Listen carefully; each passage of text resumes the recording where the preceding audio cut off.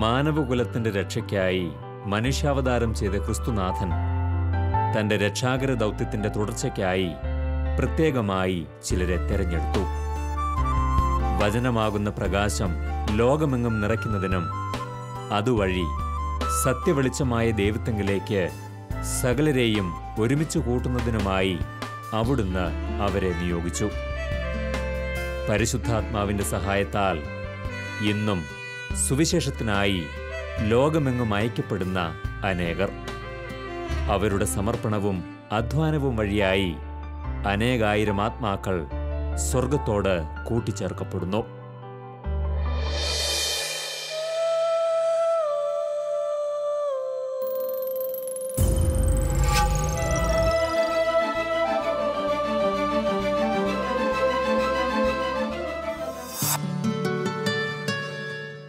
ബഹുമാനപ്പെട്ട father Joseph Puthenpurackal തന്റെ സ്വതസിദ്ധമായ ഭാഷാശൈലിയും പ്രഭാഷണ മികവും കൊണ്ട് ഇന്ന് ലോകമെങ്ങുമുള്ള മലയാളികൾക്ക് പ്രിയങ്കരനാണ്. ഇന്ന് കപ്പൂച്ചിൻ സഭയുടെ ഭാരതത്തിലെ ഏറ്റവും വലിയ പ്രൊവിൻസായ കോട്ടയത്തിന്റെ പ്രൊവിൻഷ്യൽ സുപ്പീരിയർ കൂടിയായ ബഹുമാനപ്പെട്ട അച്ഛൻ തന്റെ ജീവിതവീഥിയിലൂടെ നമ്മെ പരിചയപ്പെടുത്തുന്നത് കാരുണ്യവാരിധിയായ ഒരു നല്ല ദൈവത്തെയാണ്.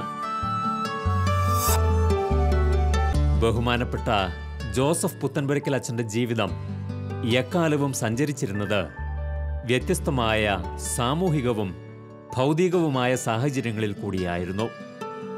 ലോകയാഥാർത്ഥ്യങ്ങളെ വ്യക്തതയോടെ തിരിച്ചറിയുവാനും അതുവഴി കർത്താവിൻ്റെ അജഗണത്തിനു മുന്നിൽ ഒരു മികച്ച പ്രേക്ഷിതനായി തീരുവാനും ദൈവം അദ്ദേഹത്തെ ഒരുക്കുകയായിരുന്നു. ഒരു പ്രാസംഗികൻ എന്ന നിലയിൽ പ്രശസ്തിയിലേക്ക് ഉയർന്നത് ടെലിവിഷൻ ചാനലുകളിലൂടെയാണ് എന്ന് ബഹുമാനപ്പെട്ട ജോസഫ് പുത്തൻപുരയ്ക്കൽ അച്ഛൻ സ്മരിക്കുന്നു. തുടക്കത്തിൽ സൂര്യ ടിവിയിൽ ആരംഭിച്ചുവെങ്കിലും ശാലോം ടിവിയാണ് ഇന്നത്തെ അവസ്ഥയിലേക്ക് തന്നെ എത്തിച്ചത് എന്നും അദ്ദേഹം പറയുന്നു.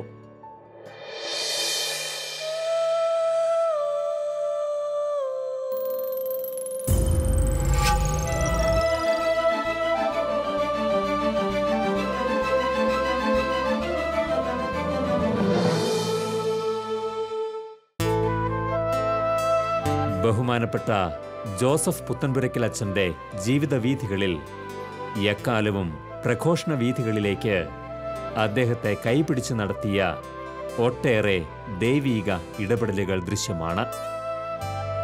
മാറിവരുന്ന കാലത്തിന് അനുസൃതമായ സാങ്കേതിക വിദ്യകളും സാധ്യതകളും പോലും ദൈവം അദ്ദേഹത്തിനായി ഒരുക്കിയിരുന്നു. ഇന്ന് സാമൂഹിക മാധ്യമങ്ങൾ വഴിയായി ലോകമെങ്ങുമുള്ള മലയാളികൾക്ക് പ്രിയങ്കരനായ പ്രഭാഷകനാണ് അദ്ദേഹം. ദശലക്ഷക്കണക്കിന് ആളുകൾ അദ്ദേഹത്തിൻ്റെ വാക്കുകൾ യൂട്യൂബിലൂടെയും ഫേസ്ബുക്കിലൂടെയും ശ്രവിക്കുന്നു. ഈ രംഗത്തു നിന്നും ചില ദുരനുഭവങ്ങളും തനിക്കുണ്ടായിരുന്നതായി അദ്ദേഹം സ്മരിക്കുന്നു.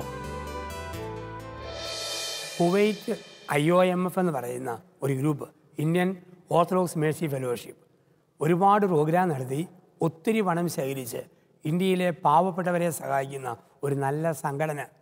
അതിൻ്റെ ലീഡറായിരുന്ന ജഗൻ എന്നയാൾ പരിമല സ്വദേശിയാണ്. അദ്ദേഹം കുവൈറ്റിൽ നല്ല ജോലി ചെയ്യുന്ന ആളുമാണ്. അദ്ദേഹം വഴി ഞാനുമായി ബന്ധപ്പെടുന്നു. അവരുടെ വാർഷിക സമ്മേളനത്തിൽ പ്രധാനപ്പെട്ട ഒരു ടോക്ക് കൊടുക്കാൻ എന്നെയാണ് അവർ വിളിച്ചത്. കുവൈറ്റ് മരീന ഹോളി നടത്തിയ ആ സന്ദേശം ജീവിതത്തിൽ ഒരു വലിയ വഴിത്തിരിവിന് കാരണമായിട്ട് മാറി. കുവൈറ്റിലെ എൻ്റെ ആ പ്രസംഗം യൂട്യൂബിൽ ആദ്യമായിട്ട് വന്ന പ്രസംഗമാണ്. അത് എൻ്റെ ശുശ്രൂഷ ജീവിതത്തിൽ, പൗരോഹിത്യത്തിൽ ഒരു വചനപ്രഘോഷണം എന്ന രീതിയിൽ ഒത്തിരി എന്നെ വളർത്താൻ വളരെയേറെ സഹായിച്ചു. ആ പ്രസംഗം 3 ലക്ഷം പേര് കണ്ടു കഴിഞ്ഞപ്പോൾ, 3 ലക്ഷം ലൈക്ക് വന്നപ്പോൾ ഒരു പ്രത്യേക ചാനൽ എന്നെക്കുറിച്ച് വളരെ മോശമായ രീതിയിൽ ഒരു വാർത്തയിട്ടു. പ്രോത്സാഹിപ്പിക്കുന്ന രീതിയിലായിട്ടെങ്കിലും ലക്ഷ്യം നിഗൂഢമായിരുന്നു.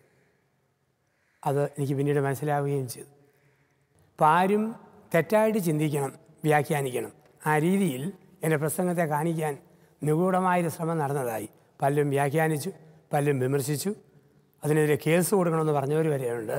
പക്ഷേ അവിടെയും ഞാൻ പറഞ്ഞു, നമ്മളങ്ങനെയും ചിന്തിച്ചിട്ട് കാര്യമില്ല. നമ്മൾ ശാന്തമായിട്ട് പോവുക. ദൈവം വളർത്താൻ ആഗ്രഹിച്ചവരെ ദൈവം വളർത്തും. ലോകത്ത് മനുഷ്യനൊരിക്കലും തളർത്താൻ പറ്റുകയില്ല. അതായിരുന്നു എൻ്റെ മനസ്സിലുണ്ടായിരുന്ന ആഴമേറിയ ഒരു ബോധ്യം. തൊട്ടു പിന്നാലെയാണ് വനിത എൻ്റെ ഈ പ്രസംഗത്തെക്കുറിച്ച് ആസ്പദമാക്കി ഒരു ലേഖനം ഇടുകയും അത് അനേക ലക്ഷം ആൾക്കാർ വായിക്കുകയും ചെയ്തു.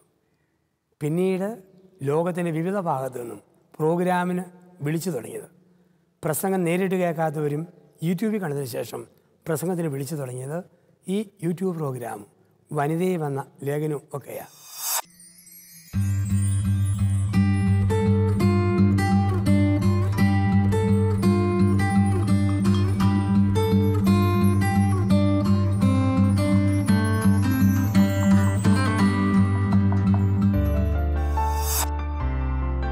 ബഹുമാനപ്പെട്ട പുത്തൻപുരയ്ക്കൽ അച്ഛൻ്റെ തനതായ ഭാഷാശൈലിയും നർമ്മബോധവും എക്കാലവും മലയാളികൾ ഏറെ ഇഷ്ടപ്പെട്ടിരുന്നു. പതിവ് രീതികളിൽ നിന്നും വ്യത്യസ്തമായി വേറിട്ട വഴിയിലൂടെ സുവിശേഷ സന്ദേശം ലോകമെങ്ങും എത്തിക്കുവാൻ ഇറങ്ങിത്തിരിച്ച അദ്ദേഹത്തിനു മുന്നിൽ ദൈവം ഏറെ വാതിലുകൾ തുറന്നു.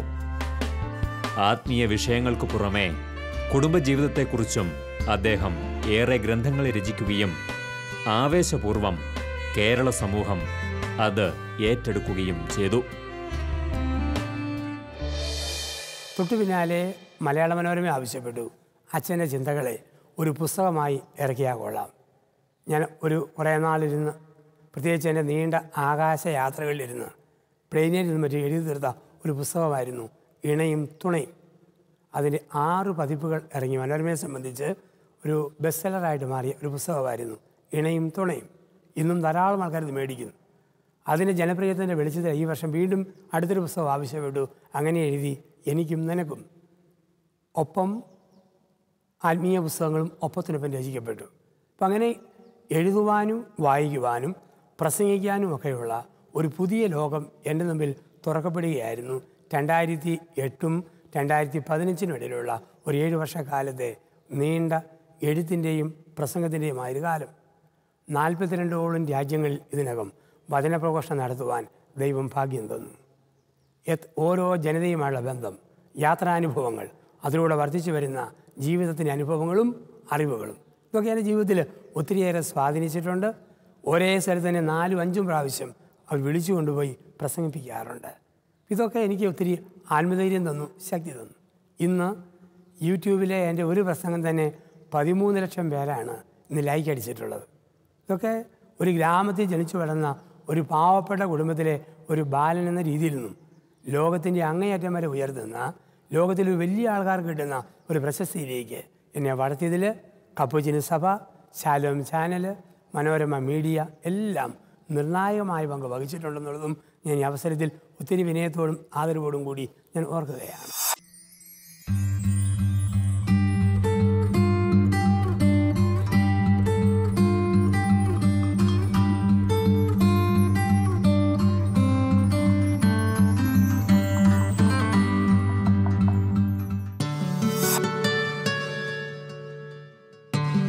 ചെറുപ്പകാലം മുതൽ ദൈവം അദ്ദേഹത്തിന് അനുവദിച്ച തീഷ്ണതയേറിയ ജീവിതാനുഭവങ്ങളും സ്വതസിദ്ധമായ ആശയവിനിമയ വൈദഗ്ധ്യവും ചിന്താശേഷിയും അദ്ദേഹത്തിൽ രൂപപ്പെടുത്തിയ കാഴ്ചപ്പാടുകൾ ഏറെ സവിശേഷമായിരുന്നു. നടപ്പ് രീതികളിൽ നിന്നും വ്യത്യസ്തമായ ഒരു പ്രഘോഷണ ശൈലി തന്നെ രൂപപ്പെടുത്തിയ അദ്ദേഹം ചുരുങ്ങിയ കാലങ്ങൾ കൊണ്ട് തന്നെ വലിയ ജനശ്രദ്ധ നേടി. നർമ്മബോധമായിരുന്നു സകലരെയും അദ്ദേഹത്തിലേക്ക് അടുപ്പിച്ച പ്രധാന ഘടകം. ഇപ്രകാരം ഒരു ശൈലി സ്വീകരിച്ചതിനു പിന്നിൽ അച്ഛന് വ്യക്തമായ ചില കാഴ്ചപ്പാടുകളുടെ പശ്ചാത്തലമുണ്ടായിരുന്നു. എൻ്റെ ഒരു ശൈലി ആകർഷകമായ ഫലിതത്തിലൂടെ വചനങ്ങളെ വ്യാഖ്യാനിക്കുക എന്നുള്ളതാണ്. അതിൻ്റെ കാരണം എവിടെ ചെന്നാലും സ്വർഗവും നരകവും വിരട്ടും പിശാചുവാ. അത് ഒത്തിരി ആകുമ്പം അതല്ലാത്തൊരു ധ്യാനം നമുക്ക് ആവശ്യം. ജീവിതം എന്ന് പറയുന്നത് സഫക്കേറ്റ് ചെയ്യാനല്ല, സെലിബ്രേറ്റ് ചെയ്യാൻ വേണ്ടിയിട്ടാണ്. ഒരു ജീവിതമുള്ളൂ. Life is not to suffocate but to celebrate. അതാണ് എൻ്റെ പോളിസി. അപ്പം അങ്ങനൊരു പോളിസിയിലാണ് ജീവിതം കടന്നു പോവുക. എത്ര നാൾ ജീവിച്ചു എന്നല്ല, ജീവിക്കുന്ന കാലം. ഒരു വ്യക്തി എന്ന് ജനിച്ചു എന്നതിലല്ല, ജീവിച്ചിരുന്ന കാലത്ത് ആ വ്യക്തിയിൽ നിന്നും എന്ത് ജനിച്ചു അതാണ് പ്രധാനപ്പെട്ടതെന്ന് പറയുക. എല്ലാവർക്കും ഓരോരോ വഴികളുണ്ട്. ഒരുപക്ഷെ ചില ആൾക്കാരെ പറഞ്ഞ് ഇളക്കണമെങ്കിൽ പാപവും പൂർവ്വശാപവും അങ്ങനെ പലതും പറഞ്ഞ് പേടിപ്പിക്കണമായിരിക്കും. അതൊരു ശൈലിയാണ്. മറ്റൊന്ന്, ആഴമേറിയ വചനം നന്നായിട്ട് പറഞ്ഞു കൊടുക്കുന്ന പാമ്പളാനി അച്ഛനെ പോലെയൊക്കെ വചനം വ്യാഖ്യാനിക്കുന്ന ആൾക്കാരെ കണ്ടിട്ടുണ്ട്. അത് മറ്റൊരു ശൈലിയാണ്. ആഴമേറിയ ആധ്യാത്മികത പങ്കുവെക്കുന്ന ബോബി ജോസ് അച്ഛനെ പോലുള്ള ആത്മീയ ആചാര്യന്മാരായ മിസ്റ്റിക്കുകളുണ്ട്. അത് മറ്റൊരു ശൈലിയാണ്. രസവും ചിന്തയും ചേർത്ത് വെച്ച് പങ്കുവെക്കുന്ന ജേക്കബ് മഞ്ഞളി അച്ഛനെ പോലുള്ള അച്ഛന്മാരുണ്ട്. ഇവരെയൊക്കെ ഞാൻ ശ്രദ്ധിക്കാറുണ്ട്. നന്നായിട്ട് വചനം പ്രഘോഷിക്കുന്ന നല്ല ആത്മായ സഹോദരന്മാർ ഒത്തിരി പേരുണ്ട്. എല്ലാവരെയും ആദരിക്കുന്നു. പക്ഷേ അതോടൊപ്പം ചേർന്നുള്ള മറ്റൊരു ശൈലി ഈ ഒരു കാഴ്ചപ്പാട്. മനുഷ്യൻ ഉറങ്ങാതെ വചനം കേൾക്കണം, മനുഷ്യൻ മുഷിയാതെ എഴുന്നേറ്റ് പോകണം, ആൾക്കാർ കൂടുതൽ പങ്കെടുക്കണം. അമേരിക്കയിൽ ചെല്ലുമ്പോൾ പെണ്ണുങ്ങൾ പറയാറുണ്ട്, അച്ഛൻ്റെ ധ്യാനത്തിന് ആണുങ്ങൾ ഇഷ്ടം പോലെ വരും, മറ്റ് ധ്യാനത്തിന് ഞങ്ങൾ പെണ്ണുങ്ങളാണ് കൂടുതൽ. കാരണം ആണുങ്ങളെ കൂടെ കൊണ്ടുവരാൻ വേണ്ടിയാണ് വചനത്തിലെ പങ്കുവയ്ക്കൽ. ഒരു സ്ഥലത്ത് ഒരു വിവാഹത്തിൽ പ്രസംഗം പറയാൻ വേണ്ടി എന്നെ വിളിച്ചു. പ്രസംഗം പറഞ്ഞേച്ച് ഞാൻ ഇറങ്ങിപ്പോരുമ്പോൾ ഒരു പ്രായമുള്ള ചേട്ടൻ ജൂബായും മുണ്ട് കൊടുത്തിരിക്കുന്നു. എന്നെ നോക്കി 100 ചിരിച്ചു. പുത്തമ്പരിയച്ഛനാണോ? ഞാൻ പറഞ്ഞു അതെ. മറ്റേത്തരി പ്രസംഗം പറയുന്ന അച്ഛനാ? അല്ലേ. ഇതാണ് ചേട്ടൻ്റെ ചിന്ത. ചേട്ടൻ അതേ മനസ്സിലാക്കിയിട്ടുള്ളൂ, അത്രേ ചേട്ടൻ വളർന്നിട്ടുള്ളൂ. എന്നാ കേട്ടാലും മറ്റേത്തരി ചിന്ത മാത്രം എടുത്തുകൊണ്ട് പോകുന്ന ചില മനുഷ്യരുണ്ട്. അപ്പം അങ്ങനെയുള്ള മനുഷ്യരെ നമ്മൾ ജീവിതത്തിൽ കണ്ടുമുട്ടും. എല്ലാവരും കൂടുന്നതല്ല ജീവിതമെന്ന് പറയുക. ചിലപ്പോൾ ബസ് സ്റ്റാൻഡിലൊക്കെ നിർത്തിയിട്ട് ആൾക്കാർ വന്ന് പടം എടുക്കും ഫേസ്ബുക്കിൽ കൊടുക്കാൻ വേണ്ടി, എയർപോർട്ടിൽ, ബസ് സ്റ്റേഷനിലൊക്കെ. ഞാനോർക്കും എന്ത് യോഗ്യത കൊണ്ടാണ്. പക്ഷെ മനുഷ്യൻ തരുന്ന ഒരു നില സ്വീകാര്യത ഒത്തിരി ഹൃദയങ്ങളെ ആശ്വസിപ്പിക്കാനും ശക്തി പകരാനും ഒക്കെ. ചിലവർ ഞങ്ങൾ അച്ഛൻ്റെ ഫാൻസാണ്. ഞങ്ങൾ അതുകൊണ്ടാണ് എനിക്ക് ഒട്ടും ആവി തോന്നാത്തത്. ഇഷ്ടം പോലെ ഫാൻസ് ചുറ്റും നിൽക്കുന്നത് കൊണ്ടാണ്. അപ്പോൾ ജീവിതത്തിൽ ഒരുപാട് സുഹൃത്ത് ബന്ധങ്ങൾ നേടാൻ പറ്റുന്നു. ഇതൊക്കെയാണ് ഇന്ന് അത് മൊത്തം കത്തോലിക്കാ സഭയ്ക്കുള്ള മുതൽക്കൂട്ടായിട്ടും കപ്പുച്ചിൻ സഭയ്ക്കുള്ള മുതൽക്കൂട്ടായിട്ടും അതിനെയൊക്കെ ഞാൻ കാണുകയാണ്.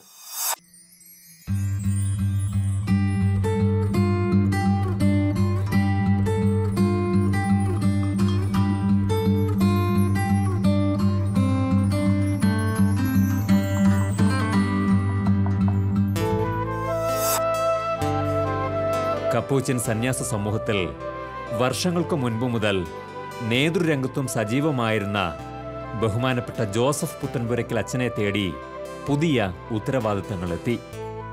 2004 മുതൽ ഭാരതത്തിലെ ഫ്രാൻസിസ്കൻ സന്യാസ സമൂഹങ്ങൾക്കിടയിലെ ഏറ്റവും വലിയ പ്രൊവിൻസായ കോട്ടയം സെയിൻറ് ജോസഫ് പ്രൊവിൻസിന്റെ പ്രൊവിൻഷ്യൽ സുപ്പീരിയർ കൂടിയാണ് അദ്ദേഹം.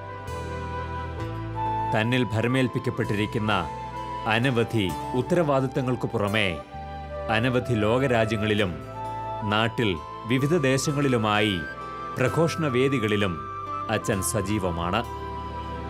തിരക്കേറിയ ദിനങ്ങൾക്കിടയിലും പ്രാർത്ഥനയ്ക്കും വായനയ്ക്കും എഴുത്തിനുമെല്ലാം അദ്ദേഹം ആവോളം സമയം കണ്ടെത്തുകയും ചെയ്യുന്നു. അങ്ങനെ ഇരിക്കുമ്പോഴാണ് 2014 ഏപ്രിൽ അവസാനം ഞങ്ങളുടെ സഭയുടെ തെരഞ്ഞെടുപ്പ് വന്നപ്പോൾ കപ്പുച്ചിൻ സഭ അതിൻ്റെ കോട്ടയം പ്രൊവിൻസിൻ്റെ പ്രൊവിൻഷ്യൽ സുപ്പീരിയറായിട്ട് തിരഞ്ഞെടുക്കപ്പെട്ടു. ഇപ്പം കോട്ടയത്ത് സെൻറ്റ് ജോസഫ് പ്രൊവിൻഷ്യൽ ഹൗസിൽ ആ ജോലി വഹിച്ചുകൊണ്ടിരിക്കുന്നു. ഒപ്പം എൻ്റെ ആ സ്ഥാനങ്ങൾ പെട്ടെന്ന് മാറിപ്പോവും. അതിനേക്കാൾ ഉപരിയായിട്ട് നിൽക്കുന്ന വചനപ്രഘോഷണം എന്നുള്ള ഒരു വലിയ ദൗത്യം അതും ഭംഗിയായിട്ട് നടത്തുന്നു. അപ്പം ദൈവം അനുഗ്രഹിച്ച് ഈ 2 വഴികളും ഭംഗിയായിട്ട് പോകുന്നു. ശാലോ മീഡിയയിലൂടെ ചിന്തകൾ പങ്കുവെക്കാൻ പറ്റുന്നു. നല്ല ഓർമ്മകളെ നല്ല പ്രസാദങ്ങളിലൂടെ പുറത്തിറക്കാൻ അവസരം തരുന്നു. അങ്ങനെ എല്ലാ വിധത്തിലും ഒത്തിരി നന്മയിലും സന്തോഷത്തിലുമൊക്കെ കടന്നു പോകുന്ന ഒരു ജീവിതമായിട്ട് ഇന്ന് ഇങ്ങനെ കടന്നു പോകുന്നു.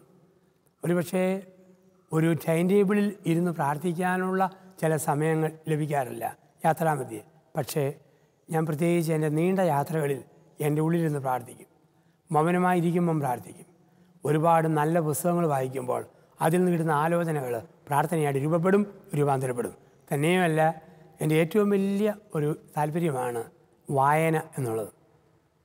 സിനിമ മുഴുവൻ കണ്ടില്ലെങ്കിലും ഇടയ്ക്കിടയ്ക്ക് സിനിമയുടെ അറ്റവും മുറിച്ച് കാണുന്നതും പുസ്തകങ്ങൾ വായിക്കുന്നതുമാണ് എൻ്റെ ജീവിതത്തിൽ ഏറ്റവും സന്തോഷകരമായ കാര്യങ്ങളെന്ന് പറയും. ഒത്തിരി ഇഷ്ടമാണ്. ഇപ്പോൾ വായനകളെ ഞാൻ ആ ചിന്തകളെ പ്രാർത്ഥനകളാക്കി മാറ്റി കണ്ണടച്ചിരുന്ന് അല്പസമയം പ്രാർത്ഥിക്കാറുണ്ട്.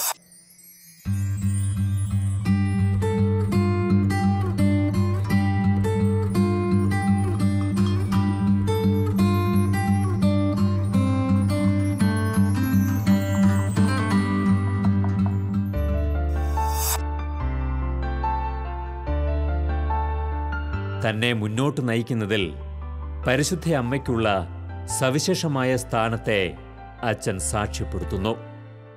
ചെറുപ്പകാലം മുതൽ തൻ്റെ അമ്മയിൽ നിന്നും പകർന്നു കിട്ടിയ അടിയുറച്ച മാതൃഭക്തി എല്ലാ പ്രതിസന്ധി ഘട്ടങ്ങളിലും വേദനയുടെ നിമിഷങ്ങളിലും താങ്ങായി മാറിയിട്ടുള്ളത് അദ്ദേഹം ഓർമ്മിക്കുന്നു.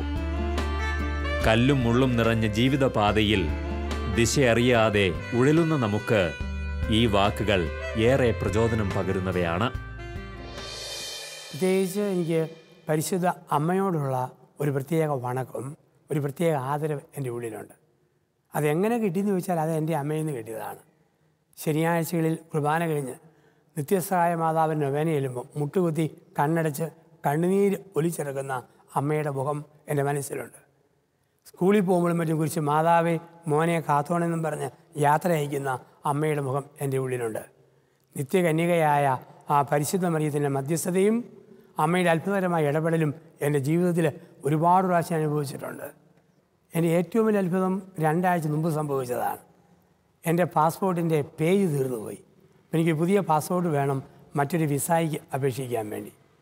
തിരുവനന്തപുരത്ത് വെച്ചാണ് ആദ്യം പാസ്പോർട്ട് എടുത്തത്. പിന്നെ ഞാൻ അഡ്രസ്സ് മാറിയിട്ടില്ല. അവിടെ തന്നെയാണ് ഇപ്പോഴും പാസ്പോർട്ടുകൾ തീരുമ്പം പിന്നെയും പുതുക്കുക. അവിടെ ചെന്നപ്പോഴാണ് പറയുക പുതിയ പാസ്പോർട്ട് വേണമെങ്കിൽ ഇലക്ഷൻ്റെ ഐഡൻറ്റിറ്റി കാർഡും കൂടെ കാണിക്കണം. ഞാനോടത്ത് എനിക്ക് ആകെപ്പാടെ ദിവസമില്ല. ആ ഒരു ദിവസം അപ്പോയിൻമെൻറ്റ് മേടിച്ചു തന്നതാണ്. അപ്പം എൻ്റെ ഭാഗത്തു നിന്ന് കരുതലോട്ട് എടുത്തിട്ടുമില്ല. മനസ്സ് വല്ലാതെ നീറി. പെട്ടെന്ന് കണ്ണടച്ച് പഠിച്ച മാതാവേ അത്ഭുതം കാണിച്ച് ഇതിന് പരിഹാരം തരണം. പെട്ടെന്ന് ആ നിർണായക സമയത്ത് വിളിക്കുന്ന മാതാവ് എന്ന് വെച്ചാൽ അവിടെ ഇരിക്കുന്ന തൽക്കാലിലിരിക്കുന്ന ഒരു യുവതിയോട് ചോദിച്ചു, സിസ്റ്ററെ ഐഡൻറ്റിറ്റി കാർഡ് ഇല്ലെന്ന് വരിയിൽ പാസ്പോർട്ട് പുത്തനെടുക്കാൻ പറ്റുകയില്ല, തിരിച്ചു പോകണം. അവർ ചാടി ഇരുന്നിട്ട് ചോദിച്ചു, പുത്തൻപുരയ്ക്ക് അച്ഛനില്ല, ഞാനിപ്പോഴും ശാലോമിലും വാട്സപ്പിലുമൊക്കെ അച്ഛനെ ശ്രദ്ധിക്കുന്നതാണ്. അച്ഛനവിടെ നിൽക്കാൻ പറഞ്ഞു. എൻ്റെ പാസ്പോർട്ട് മേടിച്ചു, വേണ്ടുന്നതെല്ലാം ചെയ്തു. 20 മിനിറ്റിനുള്ളിൽ എല്ലാം കഴിഞ്ഞ് ഞാൻ പുറത്ത് പോരുകയാണ്. പാസ്പോർട്ട് പിറ്റേ ദിവസം എനിക്ക് ഒറ്റ ദിവസം കഴിഞ്ഞപ്പോൾ പാസ്പോർട്ടും കയ്യിൽ കിട്ടുന്നു. അത് കഴിഞ്ഞ് ഞാൻ 3-ാം ദിവസം ഈ ബീനായിക്ക് ഒരു നന്ദി പറയാൻ വേണ്ടി വിളിച്ചു. ഉടനെ ആ സ്ത്രീ പറഞ്ഞു, അച്ഛാ ദൈവമാണ് എന്നെ അവിടെ കൊണ്ടുവന്നത്. അച്ഛൻ വരുന്നതിന് മുമ്പുള്ള 3 ദിവസം ഞാൻ അവധിയിലാണ്. അന്ന് രാവിലെ വന്നു, വൈകുന്നേരം പോകുമ്പോൾ ഒറ്റ ദിവസം വൈകിട്ട് ട്രാൻസ്ഫർ ഓർഡർ. അച്ഛാ ഇന്ന് ഞാൻ കൊല്ലം പാസ്പോർട്ട് ഓഫീസിലാണ് ചെയ്യുക. വെറും 8 മണിക്കൂർ സമയത്തേക്ക് ആ ബീനായി അവിടെ കൊണ്ടുവന്നതും എനിക്ക് കാര്യങ്ങൾ നടത്തി തന്നതും പരിശുദ്ധ അമ്മയുടെ ഒരു മധ്യസ്ഥത അത്ഭുതമായി ഞാനിന്നും വിശ്വസിക്കുന്നു. ഇങ്ങനെ 100 അനുഭവങ്ങളുണ്ട് പരിശുദ്ധ അമ്മയെക്കുറിച്ച് സാക്ഷ്യപ്പെടുത്തുവാൻ.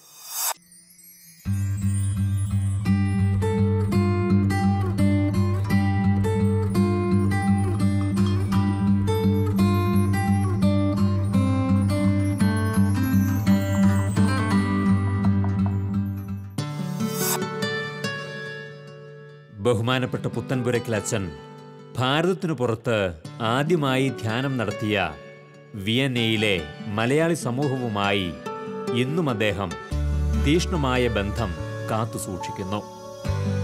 ആ സമൂഹവും അവിടുത്തെ അനേകരും തൻ്റെ ജീവിതത്തെ ഏറെ സ്വാധീനിച്ചിട്ടുണ്ടെന്ന് അദ്ദേഹം സ്മരിക്കുന്നു. ആ സമൂഹത്തോടൊപ്പം ചേർന്ന് ഗാനരചനാരംഗത്തും സമീപകാലങ്ങളിൽ ബഹുമാനപ്പെട്ട അച്ഛൻ സജീവമായി തീർന്നു.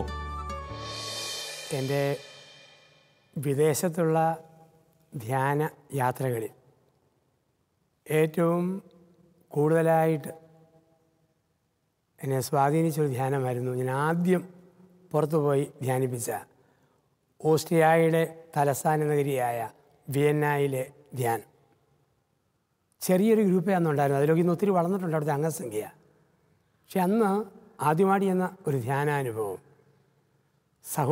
സഹോദരന്മാരെ പോലെ സ്നേഹവും കരുതലും തന്ന വിയന്നയിലെ കേരള മലയാളി സമൂഹം, അവരുമായുള്ള ആ ബന്ധം എന്നെ ഒത്തിരി വളർത്തിയിട്ടുണ്ട്. ഇപ്പോൾ 10-15 വർഷങ്ങളായി അവരുമായി നിരന്തര ബന്ധം. യൂറോപ്പിലോ അമേരിക്കയിലോ പോകുമ്പോഴൊക്കെ അവിടെ ഇറങ്ങാറുണ്ട്. ഇടയ്ക്കിടയ്ക്ക് ചെറിയ ചെറിയ ധ്യാന ശുശ്രൂഷകൾ നടത്താറുണ്ട്. വളർച്ചാ ധ്യാനമായിട്ട്, ആരാധനയായിട്ട്, പ്രാർത്ഥനയായിട്ടൊക്കെ. കഴിഞ്ഞ വർഷം വീണ്ടും അവിടുത്തെ വാർഷിക ധ്യാനത്തിന് വിളിച്ചു. ഒരു വലിയ സമൂഹം, അതിൻ്റെ സാന്നിധ്യവും എൻ്റെ മനസ്സിലുണ്ട്. ഇപ്പോൾ ഓർമ്മയിൽ നിറഞ്ഞു നിൽക്കുന്ന ഒരു നല്ല ക്രൈസ്തവ സമൂഹമായിട്ട്, കത്തോലിക്ക സമൂഹമായിട്ട് വിയന്ന കത്തോലിക്ക സമൂഹത്തെയും ഇന്ന് അത് നേതൃത്വം നൽകുന്ന താണ്ടപ്പള്ളി അച്ഛനെയൊക്കെ ഞാൻ ഒത്തിരിയേറെ സ്നേഹത്തോടെ ഓർക്കുന്നു.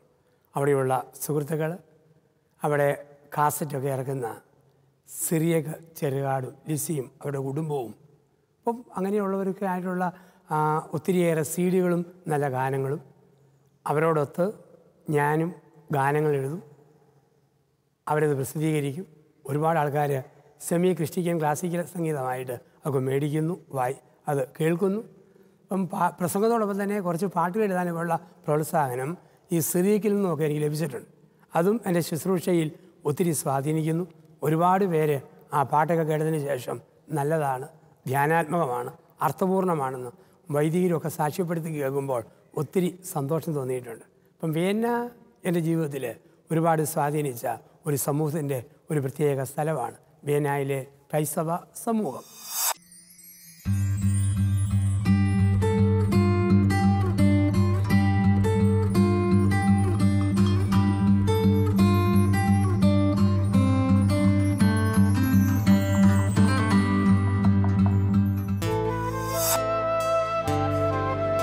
ഏതാനും വർഷങ്ങൾക്കിടയിൽ 40-ലേറെ രാജ്യങ്ങളിൽ കടന്നു ചെന്ന് വചനം പ്രഘോഷിക്കുവാനുള്ള വലിയ അവസരങ്ങളാണ് ദൈവം അദ്ദേഹത്തിന് ഒരുക്കിയത്.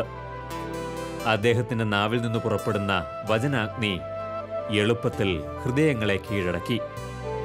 അദ്ദേഹത്തിൻ്റെ ഏറെ തിരക്കേറിയ പ്രഘോഷണ യാത്രകളിൽ ആഴ്ചകളും മാസങ്ങളും അദ്ദേഹത്തിനായി ജനസഹസ്രങ്ങൾ കാത്തിരിക്കുന്നു. തന്നെ ദൈവം നടത്തിയ വിസ്മയനീയമായ വഴികളെ ഏറെ കൃതജ്ഞതയോടെ അച്ഛൻ സ്മരിക്കുന്നു. ഗൾഫിലെ എല്ലാ രാജ്യങ്ങളിലും എല്ലാവർക്കും ചിന്തകൾ കൊടുത്ത് കടന്നുപോയിട്ടുണ്ട്. UAE മുഴുവൻ, ഖത്തർ, ബഹ്റിൻ, സൗദി, കുവൈറ്റ്.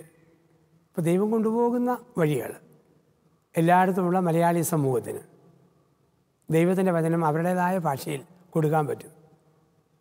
സാധാരണ അധികം പേരൊന്നും ധ്യാനിക്കാൻ പോകാത്തൊരു സ്ഥലമാണ് ബ്രൂണൈ സുൽത്താൻ്റെ കൊട്ടാരം. ബ്രൂണ രാജ്യത്തും 2 വർഷം മുമ്പ് ധ്യാനിപ്പിക്കാൻ ചെന്നു. സുന്ദരമായ രാജ്യം, പഠിത്തമുള്ള നമ്മുടെ മലയാളി സമൂഹങ്ങൾ. ഇപ്പം ഒരു പുതിയ സംസ്കാരം, ഒരു പുതിയ അറിവ്. അവിടുത്തെ ബിഷപ്പായിട്ടിരിക്കുന്നയാൾ ഷെൽ എന്ന ഓയിൽ കമ്പനിയുടെ അസിസ്റ്റൻറ്റ് ജനറൽ മാനേജറാണ്. ചൈനീസ് വംശജനാണ്. രാജിവെച്ച് പഠിച്ച അച്ഛനായി ഇന്ന് ബ്രൂണയുടെ മെത്രാനായിട്ട് അദ്ദേഹം അവിടെ ജീവിക്കുന്നു. ഉള്ളവർക്ക് നല്ല ആഴമുള്ള കത്തോലിക്ക ക്രൈസ്തവ വിശ്വാസ ജീവിതം. ചിക്കാഗോ രൂപതയുടെ വരവിന് ശേഷം അമേരിക്കയിൽ ഏറെക്കുറെ 46-ലധികം ധ്യാനങ്ങളെങ്കിലും അമേരിക്കയിൽ തന്നെ നടത്തിയിട്ടുണ്ട്. ചിക്കാഗോയിലെ സീറോ മലബാർ സമൂഹത്തിനും അതുപോലെ തന്നെ മറ്റു സഭാ സമൂഹങ്ങൾക്ക് പലർക്കായിട്ട് ധ്യാനിപ്പിക്കാൻ പറ്റിയിട്ടുണ്ട്. ഓസ്ട്രേലിയയിൽ അനേക നാളുകൾ, ന്യൂസിലൻഡിൽ, എത്രയോ സിംഗപ്പൂരിൽ ദൈവം ഒരുക്കി തന്ന വഴികളെ ഓർക്കുന്നു. കാനഡ, സ്വിറ്റ്സർലൻഡ്, UK തുടങ്ങിയ രാജ്യങ്ങൾ, പിന്നെ ചെറുതും വലുതുമായ കൊച്ചു കൊച്ചു രാജ്യങ്ങളിൽ പ്രാർത്ഥനയ്ക്കായിട്ടോ ചെറിയ ധ്യാനങ്ങൾക്കായിട്ടോ പോയ അനുഭവങ്ങൾ. ഇതെല്ലാം മനസ്സിൽ ഇങ്ങനെ നിറഞ്ഞു നിൽക്കുന്നു. ദൈവം തരുന്ന അവസരം, തമ്പുരാൻ പറയും, നിൻ്റെ സാമർഥ്യം കൊണ്ടല്ല, ജനിച്ചു വീണ വീടിൻ്റെ മഹിമ കൊണ്ടല്ല, വാക്കിൻ്റെ പ്രസക്തി കൊണ്ടല്ല, വൈദഗ്ധ്യത്തിൻ്റെ ആധിക്യം കൊണ്ടല്ല, പിന്നെയോ വെറും കളിമണ്ണായ നിന്നെ ഞാനെടുത്ത് ഉപയോഗിക്കുന്നു എൻ്റെ ശുശ്രൂഷയ്ക്ക് വേണ്ടി. യേശയ്യ 64:8. കർത്താവേ, ഞാൻ കളിമണ്ണാണ്, നീയോ കുശവൻ, നിൻ്റെ ഇഷ്ടം പോലെ എന്നെ മെനഞ്ഞെടുക്കണമേ, വാർത്തെടുക്കണമേ. ഈ ഓർമ്മകളാണ് മനസ്സിലെന്നും തികട്ടി വരിക, എന്നും നിറഞ്ഞു വരിക.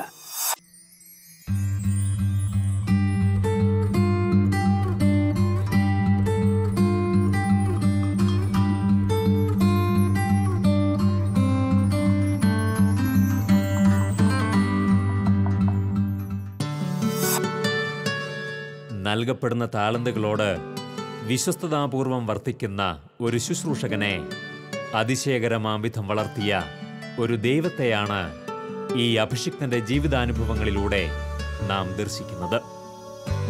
വിഭാഗീയ ചിന്തകൾക്കതീതമായി അദ്ദേഹത്തെ കേരള സമൂഹം ഒന്നടങ്കം സ്നേഹത്തോടെ സ്വീകരിക്കുന്നു. ഏറ്റവും എളിയ ജീവിത സാഹചര്യങ്ങളിൽ നിന്നും അപ്രതീക്ഷിതമായ ഉയർച്ചകളിലേക്ക് തന്നെ നയിച്ച വിശ്വസ്തനായ ദൈവത്തെ അദ്ദേഹം ഏറെ കൃതജ്ഞതയോടെ സ്മരിക്കുന്നു. ശുശ്രൂഷകളിലേക്ക് നോക്കുമ്പോൾ ജനിച്ചു വളർന്നൊരു സാധാരണ കുടുംബം ഒരുപക്ഷെ ഇത്രയും ഒരു ഉൾപ്രദേശത്ത് നിന്നും ഇത്രയുമൊക്കെ വളരാനും ഇത്രയും പ്രശസ്തിയിലെത്താനും ഒക്കെ എന്ത് യോഗ്യതയെന്ന് ചോദിച്ചാൽ ഒന്നുമില്ല. അവിടുത്തെ സൗജന്യദാനം ദാനമായി ലഭിച്ചതല്ല, എന്താണ് നിനക്കുള്ളത് തമ്പുരാൻ ചോദിക്കുന്നു. ആ ഒരു ഉറപ്പും നമ്മുടെ മനസ്സിലേക്ക്, എൻ്റെ മനസ്സിലുണ്ട്. ആർക്കും കിട്ടാത്ത വലിയ വലിയ സ്ഥാനങ്ങളിലേക്ക് ദൈവം കൊണ്ടുവരുന്നു. ഒരുപക്ഷെ ഒന്നെങ്കിൽ കരിസ്മാറ്റിക് ധ്യാനവുമായി ബന്ധപ്പെട്ട ഒരു ലോകത്ത് മാത്രമായിട്ട് നമുക്ക് ഒത്തിരി വളരാൻ പറ്റും. കത്തോലിക്ക സഭയിലെ ഒരു അച്ഛനായിട്ട് ഒരുപാട് വളരാൻ പറ്റും. പക്ഷെ അതിലൊക്കെ ഉപരിയായിട്ട് ദൈവം ഉപയോഗിക്കുന്ന വഴികളെ ഓർത്ത് ഞാൻ അത്ഭുതം കൂറാറുണ്ട്. ഓർത്തഡോക്സ് സഭ, യാക്കോബായ സഭ, ഇവരെല്ലാവരും നിരന്തരമായി ക്ലാസ്സുകൾക്ക് വിളിക്കുന്നു. മരാമൺ കൺവെൻഷനിൽ പ്രസംഗിക്കാൻ മർത്തോമാ സഭ വിളിച്ചു കൊണ്ടുപോയി. ഇന്ന് ആ സഭാ സമൂഹത്തിൻ്റെ വിവിധ സ്ഥലങ്ങളിലുള്ള പങ്കുവയ്ക്കലുകൾ, പ്രത്യേകിച്ച് റാന്നി ഭദ്രാസനായ അത്തനാസ്യോസ് പിതാവുമായുള്ള വ്യക്തിപരമായ ബന്ധം. ഇപ്പോൾ ശുശ്രൂഷയിൽ, വചന ശുശ്രൂഷയിൽ ഒരുപാട് സാഹചര്യങ്ങൾ സഭാഭേദമന്യേ നമുക്ക് ലഭിക്കുന്നുണ്ട്. ഇപ്പോൾ എല്ലാവർക്കും ഒത്തൊരുമിച്ച് പങ്കുവെക്കാനും പകുക്കാനും പറ്റുന്ന മേഖലയുണ്ടെന്ന് വചനത്തിലൂടെ കർത്താവ് കാണിച്ചു തരുമ്പോൾ എന്തിന് വിദ്വേഷവും എതിർപ്പും മതിലുകളുമെല്ലാം ആ ഒരു ചിന്തയും മനസ്സിൽ കടന്നു വരുന്നു. കത്തോലിക്ക സഭയുടെ സത്യവിശ്വാസത്തോട് ചേർന്ന് സഭയുടെ പ്രബോധനങ്ങളിൽ ഒട്ടും വെള്ളം ചേർക്കാതെ നമ്മുടെ ജീവിതം ആരുമായി പങ്കുവെക്കുമ്പോഴും എല്ലാവർക്കും അത് സ്വീകാര്യമാണ് എന്നുള്ള ഒരു വലിയ തിരിച്ചറിവും സഭകളുമൊത്തുള്ള ഈ സംഗമം എന്നെ പഠിപ്പിക്കുന്നു. ഒരിക്കൽ മുസ്ലിം മാനേജ്മെൻറ്റിൻ്റെ ഒരു സ്കൂളിൽ +2 പഠിക്കുന്ന പെൺകുട്ടികൾക്ക് വേണ്ടി 400 പേർക്ക് വേണ്ടി ക്ലാസ്സിലെക്കാൻ വേണ്ടി അവർ വിളിച്ചുകൊണ്ട് ചെന്നു. ഞാൻ ഓർക്കുന്നു, ഒരിക്കലും സാധാരണ രീതിയിൽ ഒരു വൈദികന് ലഭിക്കാത്ത ഒരു സ്വീകാര്യത. SNDPയുടെ തലയോലപ്പുറം അടുത്തുള്ള പ്രത്യേക ഒരു ശാഖ കുടുംബ സമ്മേളനത്തിൽ കുടുംബത്തെക്കുറിച്ച് ക്ലാസ്സെടുക്കാൻ എന്നെയാണ് വിളിച്ചത്. കഴിഞ്ഞ മാസം കൊല്ലപ്പെടുത്ത് പാരിപ്പള്ളി അടുത്തുള്ള പാമ്പുറം ക്ഷേത്രത്തിൻ്റെ ഉത്സവത്തിൻ്റെ കുടുംബദിനത്തിന് മുഖ്യപ്രഭാഷകനായി അവരെന്നെ വിളിച്ചുകൊണ്ടുപോയി. ഒരു ഗ്രാമത്തിലെ ഒരു കൊച്ചു ബാലനായി ജീവിച്ചിരുന്ന എന്നെ ദൈവം ഉയർത്തി ഇവിടം വരെ കൊണ്ടുവന്ന വഴികൾ എന്തെങ്കിലും ആയിത്തീർന്നൊന്നും ഓർക്കാനില്ല. പക്ഷേ കിട്ടുന്ന അവസരങ്ങൾ ആർക്കും ചിന്തിക്കാവുന്ന അപ്പുറമാണ്. ഇങ്ങനെയുള്ള അവസരങ്ങളൊക്കെ ദൈവം തരുമ്പോൾ കൂടുതൽ വിനയത്തോടു കൂടി ഞാൻ ശിരസ് നമിക്കുന്നു ദൈവത്തിനു മുമ്പാകെ, ദൈവത്തിൻ്റെ തിരുമനസ്സിന് മുമ്പിൽ.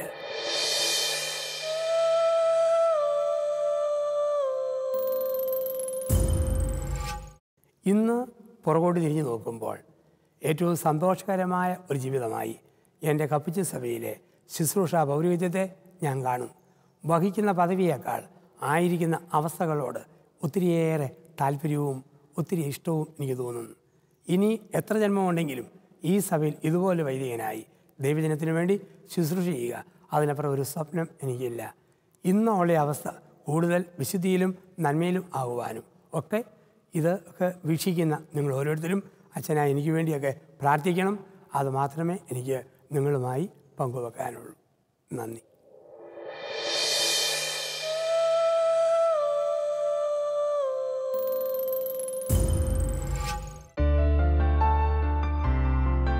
തന്നെ ദൈവം ഭരമേൽപ്പിച്ച വലിയ ഉത്തരവാദിത്തങ്ങൾക്കായി ലോകത്തിന്റെ അതിർത്തികളോളം സഞ്ചരിക്കുവാൻ മനസ്സായ ഒരു ശുശ്രൂഷകൻ. അദ്ദേഹത്തിന്റെ വിശ്വസ്തതയ്ക്കും സമർപ്പണത്തിനും അനുസൃതമായി ദൈവം അദ്ദേഹത്തെ വഴി നടത്തി. ദൈവസമക്ഷം ആത്മാർത്ഥമായ ഹൃദയത്തോടെ ജീവിതത്തിൽ നിലകൊള്ളുവാനും അവിടുന്ന് സമ്മാനിക്കുന്ന ജീവിത വിജയം കരസ്ഥമാക്കുവാനും ഈ അനുഭവങ്ങൾ നമുക്ക് പ്രചോദനമായി തീരട്ടെ.